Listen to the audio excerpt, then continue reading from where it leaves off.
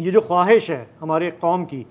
کہ فوج اپنے آپ کو آئینی کردار تک محدود کر دے، یہ ریئلسٹک خواہش ہے جس طرح سے ہم 75 سال سے چلتے آئے ہیں؟ بہت شکریہ آپ نے بلایا مجھے بات کرنے کے لیے. یہ اگر آپ 75 سال کی ہسٹری کو دیکھ کے کچھ سوچیں اور توقع باندھیں تو پھر تو اتنی ریئلسٹک نہیں لگتی، کیونکہ ہمارا تجربہ ماضی میں یہ رہا ہے، اور بار بار یہ کہنے کے باوجود کہ اب ہم کچھ نہیں کر رہے اور اب ہم کچھ نہیں کہیں گے، ہم نے سب کچھ کیا اور کہا اور اس کے بعد ہم یہاں تک پہنچ گئے ہیں. لیکن میرے خیال میں اب ہم جہاں پہ پہنچ گئے ہیں شاید اتنا نیچے ہم پہلے نہیں پہنچے تھے، یا کم از کم میرا خیال یہ ہے کہ اس وقت ہم جس کیفیت سے دوچار ہیں